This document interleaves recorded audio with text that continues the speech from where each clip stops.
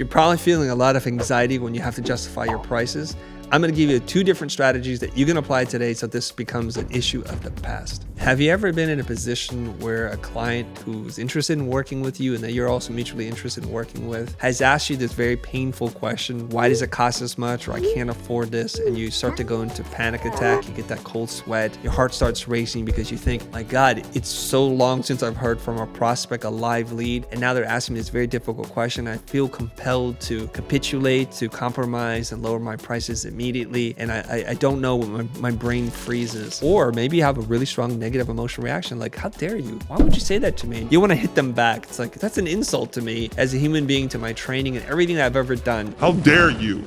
It's indignant for you to even ask that question, and you give an unprofessional outburst. Have you been in that situation? I want to tell you a little story. There's a friend of mine. He called me late at night in a little bit of a similar situation where he was panicked, where a prospect that he really wanted to work with, because this guy was very influential, high network person. It's like, I really want this gig. And this friend of mine called me and said, Chris, they asked me, like, we can't afford this is too much money, and I really want to work with them. What should I be doing? And here's how I counseled him. I said, first of all, take a deep breath. All business is a negotiation. Take your emotion out of it. They're not insulting you. It's just how 2 business people talk about a thing. It's a price. It's not you. It's a price. It's not your self-worth. It's your price. It's not the quality of your work. It's none of those things. And you need to remain super objective here. And I've been in situations like this. So I was counseling this friend of mine in the exact same way I've handled this very specific thing, which is this. If we know they want to work with you and you want to work with them, this is a very good thing, because when 2 parties are mutually interested in working together, anything can happen and you can negotiate your way through all of it. It's when one party doesn't want it that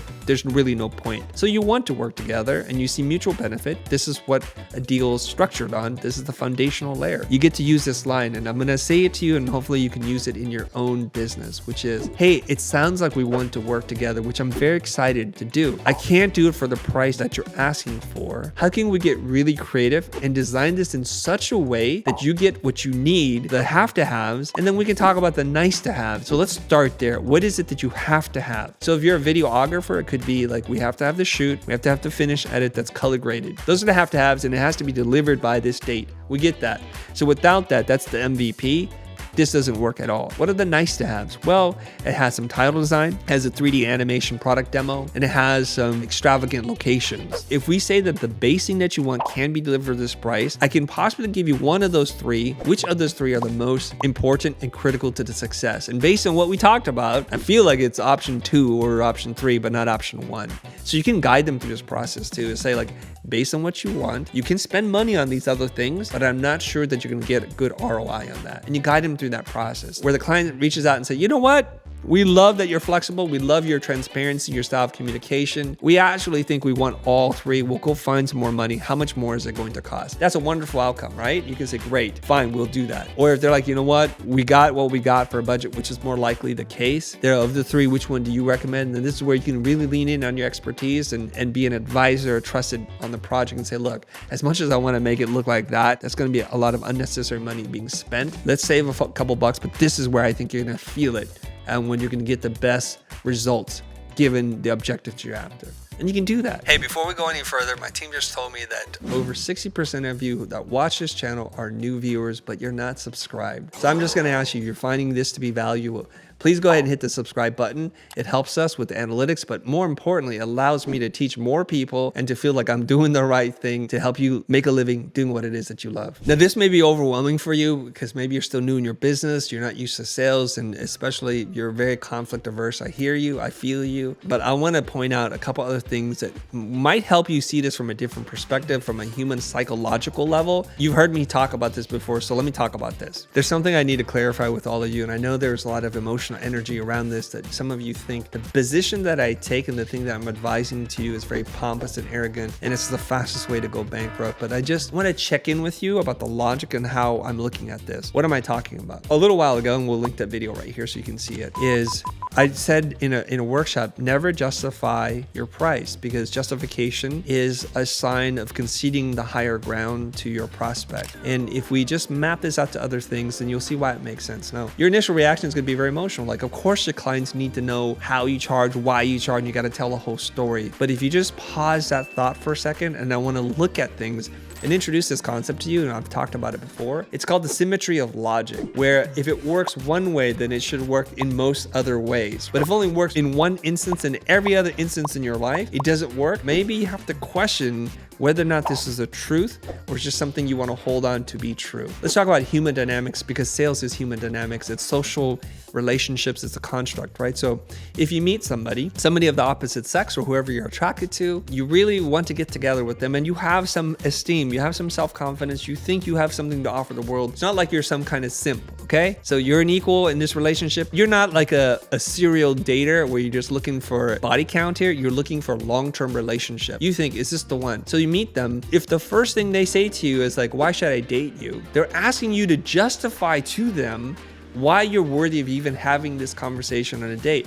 Now, many of you will say, hey, no problem. Let me explain. Well, I have a good job and I have good credit, or I have a nice car. How does that make you feel about you and what they're interested in? Are they interested in something other than you, or these markers for them? Is that the way you want to begin a relationship? Okay, maybe you're comfortable giving those answers, but let's try it the other way, where you come up to someone that you're really attracted to, that you like, and the first thing you say to them is, tell me why I should even talk to you. Why should I date you? Would you ever do that? And you're probably going to say, no, that's insulting, Chris. Why would I do that? I'm the one who's interested in them. So we want to enter these relationships as equals. We don't want to see the higher ground when they ask these kinds of questions.